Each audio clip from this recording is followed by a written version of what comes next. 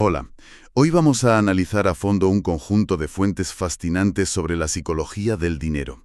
Y parten de una pregunta que, parece sencilla, pero que esconde una complejidad enorme. ¿Por qué algunas personas, con ingresos normales, consiguen amasar una fortuna, mientras que otras, con sueldos mucho más altos, viven al borde de la quiebra? La respuesta que proponen estas fuentes es contundente. No se trata de inteligencia, ni de suerte, ni siquiera de formación. Se trata de comportamiento. Exacto.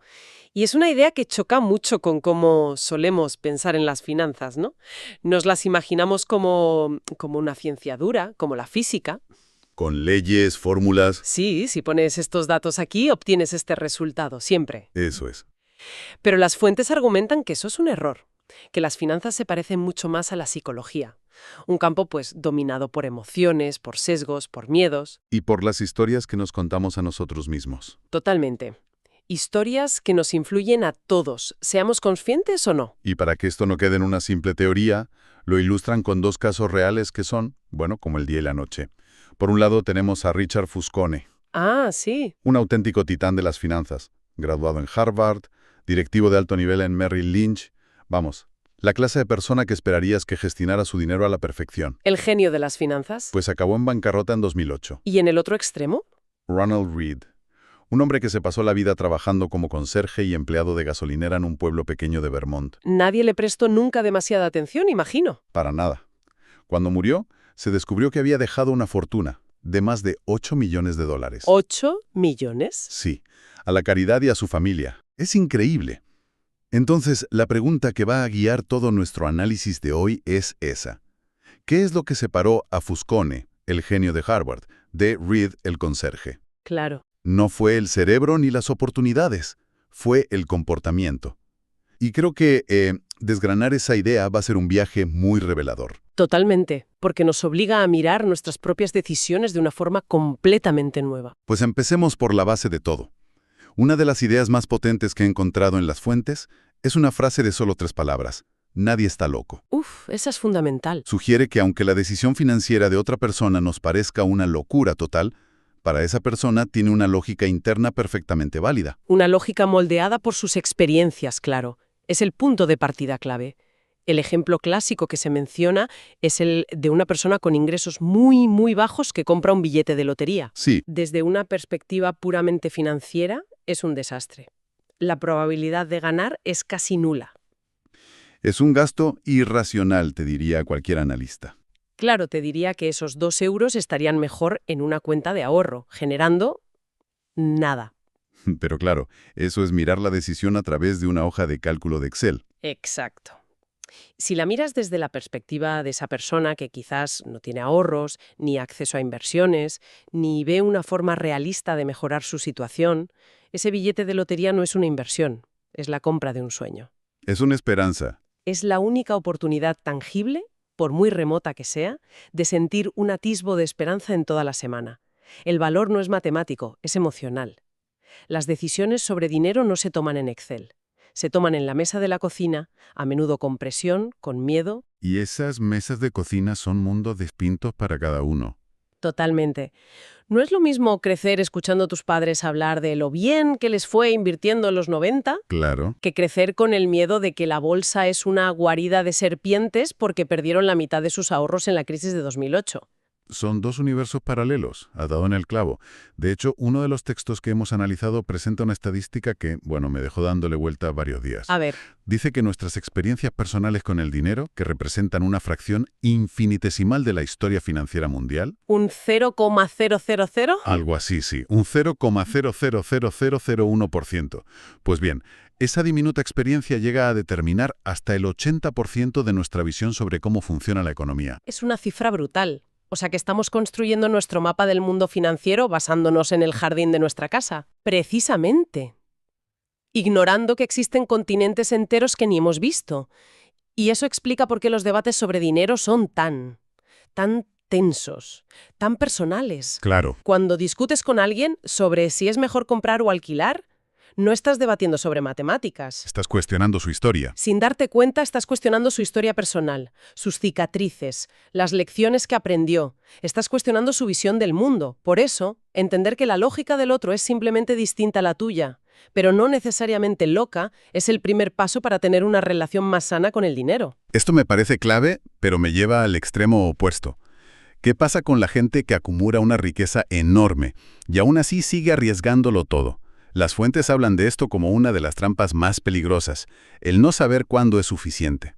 Y aquí presentan un caso casi trágico. ¿Te refieres a la historia de Rajat Gupta? Es una de las más seleccionadoras, sí. Hablamos de un hombre que encarnaba el sueño americano aunque viniera de la India. Huérfano, llega a lo más alto. Se convierte en CEO de McKinsey, una de las consultoras más prestigiosas del mundo. Y en 2008, su patrimonio neto se estimaba en $100 millones. 100 millones. Una cantidad que para el 99,9% de la población mundial significa no volver a preocuparse por el dinero jamás. Libertad absoluta. Total. Y sin embargo, para él no fue suficiente. El problema fue que, en su círculo, él no era el pez más grande. Se codeaba con multimillonarios, con gente como Warren Buffett. Y la comparación social es un veneno muy potente. Mucho. En lugar de ver sus 100 millones como un colchón de seguridad, de libertad, empezó a verlos como un marcador en un juego que sentía que estaba perdiendo. Y ese deseo insaciable de más le llevó a buscar atajos. Y vaya atajo. Se involucró en un caso de uso de información privilegiada con Goldman Sachs. Sí. Buscando ganar $1 millón extra. Una cantidad que era un redondeo en su fortuna. Exacto. Lo más trágico es la frase que lo resume todo y que aparece en las fuentes.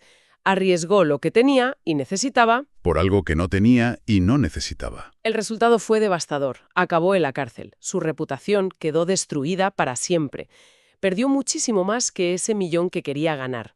Es el ejemplo perfecto de cómo el objetivo, la portería, puede seguir moviéndose hasta el infinito si no la fijas tú mismo. Esta historia de la comparación social es universal.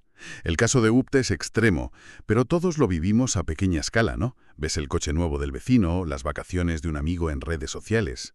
Totalmente. Y esto me conecta con otra idea brillante de las fuentes, la paradoja del hombre en el Ferrari. Es una observación fantástica. Cuando vemos a alguien conduciendo un Ferrari o cualquier otro objeto de lujo, rara vez pensamos, ¡wow! ¡Qué persona tan admirable debe ser el conductor! No piensas eso. Lo que realmente pensamos es, ¡wow! Si yo tuviera ese coche, la gente pensaría que soy admirable. Es sutil, pero demoledor. Usamos la riqueza como un imán para obtener respeto y admiración. Pero en realidad, la gente no te admira a ti. No. Admiran el objeto y se proyectan a sí mismos en él. La admiración se queda en el coche. Es una cura de humildad tremenda. Ya ves. Pero hace pensar en cuántas decisiones tomamos no para nuestra propia satisfacción, sino para una audiencia imaginaria que en realidad no nos está prestando la más mínima atención. Están demasiado ocupados pensando en sus propias vidas. Exacto. Es una lección profunda. Si buscas respeto, la amabilidad y la humildad son mucho más efectivas que cualquier coche de lujo. Entonces, si el Ferrari no es la verdadera riqueza, si la fortuna de Gupta no le dio la paz, ¿qué es la verdadera riqueza? Aquí las fuentes hacen una distinción que me parece crucial. Sí, la distinción entre ser rico y tener riqueza. Ser rico es una condición visible, está ligada a los ingresos. Ganas mucho dinero y lo demuestras. La casa grande, el coche caro. La ropa de marca es lo que gastas, es una medida de lo que sale de tu cuenta. ¿Pero la riqueza? La riqueza es invisible. La verdadera riqueza es el dinero que no se gasta. Son los ingresos que se convierten en ahorros e inversiones que crecen silenciosamente, en segundo plano. La riqueza no es el Ferrari que se compra. Es el Ferrari que se podría haber comprado, pero no se hizo, porque se valoró más otra cosa. ¿Y qué es esa otra cosa? Libertad, flexibilidad, control sobre tu tiempo. La riqueza es la capacidad de despertarte un martes por la mañana y decir, hoy hago lo que me da la gana. Eso es un lujo. Es tener suficientes activos para poder tomar decisiones sin estar atado a un sueldo. Es poder cambiar de carrera, jubilarte antes o tomarte 6 meses sabáticos para estar con tu familia. Esa es la verdadera recompensa del dinero y es algo que no se puede ver desde fuera. Como Ronald Reed, el conserje. Exacto. Nadie vio su riqueza hasta el día de su muerte. Vivió una vida sencilla, pero poseía el mayor lujo de todos, un control absoluto sobre su destino financiero. De acuerdo, entonces la verdadera riqueza es invisible y te da libertad.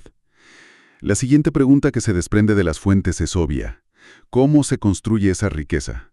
Y la respuesta que dan es sorprendentemente simple, pero a la vez profundamente poderosa. El tiempo. El tiempo. El tiempo es el factor más potente en las finanzas y también el más subestimado. Para ilustrarlo, las fuentes recurren al ejemplo de Warren Buffett, pero desde un ángulo que normalmente no se considera. Claro, siempre se habla de su genio inversor, su habilidad para encontrar empresas infravaloradas. Se le presenta como un mago. Sí, pero lo que a menudo se olvida es su verdadero superpoder: la duración. Empezó a invertir de forma seria a los 10 años. ¿A los 10? A los 10, y ahora tiene más de 90. Nunca ha parado. Uno de los textos hace un cálculo que es brutal. El 99% de su inmensa fortuna la generó después de cumplir los 50 años. Espera, repite eso, el 99% después de los 50. Exacto. Y el cálculo va más allá. Si Buffett hubiera sido un inversor, digamos, normal, empezando a los 30 y retirándose a los 60 para jugar al golf... ¿Lo típico? Sí. Aunque hubiera conseguido los mismos rendimientos anuales espectaculares, su patrimonio hoy sería un 99,9% menor. No me digas. No sería multimillonario, apenas sería millonario. Su historia no es tanto una lección sobre habilidad para elegir acciones, Sino sobre paciencia. sobre el poder del interés compuesto a lo largo de décadas. Claro, que su habilidad cuenta, es innegable. Pero las fuentes argumentan que su habilidad más importante no es la inteligencia, es el temperamento. El aguante. Su verdadero genio no ha sido tanto comprar barato, sino no vender presa del pánico. Ha sobrevivido a 14 recesiones económicas. 14. 14. En cada una de esas caídas, la mayoría de la gente vende, asustada, y materializa las pérdidas. Él no. Su genio es la resistencia, la capacidad de permanecer en el juego cuando todo el mundo huye. O sea que el tiempo es el motor, pero la capacidad de mantenerse en el coche mientras atraviesa tormentas es lo que te lleva a la meta. Esa es la metáfora perfecta, y nos lleva directamente al segundo pilar. Si el tiempo es el motor, la supervivencia es el combustible. Hay miles de formas de hacerse rico. Muchas implican audacia, asumir grandes riesgos. Sí. Pero para mantenerse rico, que es mucho más difícil, se necesita lo contrario: humildad y una dosis de paranoia. Se necesita construir un margen de error. Y para ilustrar esto, las fuentes nos presentan el anti-Buffett, Jesse Livermore. Jesse Livermore fue una hirienda a la Wall Street en los años 20, un genio absoluto del trading. Durante el crash de 1929, cuando todo el mundo se arruinaba, él apostó a la baja y ganó en un solo día el equivalente a 3.000 millones de dólares de hoy. Menuda pasada. Con 3.000 millones yo también me sentiría bastante invencible. Y ese fue su problema. Se creyó su propia leyenda. Empezó a asumir riesgos cada vez más grandes, apostando toda su fortuna una y otra vez. Le faltó la humildad para decir: he ganado, ahora voy a proteger una parte de esto, pase lo que pase. Claro. Podía permitirse equivocarse 9 de cada 10 veces y seguir siendo rico. Pero al ir siempre con todo, solo necesitaba equivocarse una vez para perderlo todo. Y así fue. Y así fue. Murió arruinado y se suicidó. Era un genio en ganar dinero, pero un novato en conservarlo. Es una historia terrible. La diferencia es clarísima. Buffett entendió que el objetivo no es obtener rendimientos lo más altos posibles este año. ¿No? Sino obtener rendimientos razonablemente buenos que puedas mantener durante el mayor tiempo posible. Esa es la conclusión fundamental. El éxito financiero a largo plazo no va de tomar decisiones audaces y espectaculares. Va de evitar cometer errores catastróficos. Se trata de asegurarte de que sigues en la partida mañana y el mes que viene y la década que viene. La clave no es la audacia, es la resistencia. Se trata de sobrevivir. Entonces, si unimos todas las piezas que hemos analizado, la imagen que emerge es bastante clara. La gestión del dinero tiene mucho menos que ver con lo que sabes de finanzas y mucho más que ver con cómo te comportas. Totalmente. Es un cambio de paradigma. La conclusión no es que necesitemos ser más inteligentes, sino más conscientes de nuestra propia psicología. Si tuviéramos que destilarlo, yo diría que hay 3 ideas centrales. A ver. La primera, diría yo, es que nuestro comportamiento es nuestra mayor ventaja o nuestro peor enemigo, mucho más que la inteligencia o la formación. Ronald Read venció a Richard Fuscone no porque fuera más listo, sino porque tuvo más paciencia y humildad. Exacto. De acuerdo. La segunda para mí es la redefinición de la riqueza. La verdadera riqueza no es el coche que conduces o la casa que tienes. No es lo visible. Es la libertad, la flexibilidad y el control sobre tu tiempo que te proporciona el dinero que no has gastado. La riqueza es la capacidad de elegir. Y la tercera, que es la que une todo, es que el verdadero motor de la creación de esa riqueza es el tiempo, alimentado por la supervivencia. Se trata de jugar una partida que puedas seguir jugando durante décadas, sin que un mal movimiento te expulse del tablero. Se trata de resistencia, no de velocidad. Justo. Y al final, como bien apunta uno de los textos, la estrategia financiera más efectiva es la que te permite dormir tranquilo por la noche. Eso es. Si una inversión te quita el sueño, aunque en teoría sea la más rentable, probablemente no sea la adecuada para ti, porque el riesgo de que la abandones en el peor momento es demasiado alto. Tiene todo el sentido del mundo. El mejor plan es el que eres capaz de seguir. Y para dejar una última reflexión, una idea que se desprende de todo lo que hemos hablado. A menudo nos obsesionamos con las decisiones que debemos tomar. ¿Invierto aquí o allá? ¿Compro esto o lo otro? Sí, el qué hacer. Pero quizá la pregunta más poderosa que podríamos hacernos, la que de verdad cambia las cosas, es otra. ¿Qué historia me estoy contando a mí mismo sobre el dinero? ¿Y cómo está esa historia moldeando mi futuro sin que ni siquiera me dé cuenta?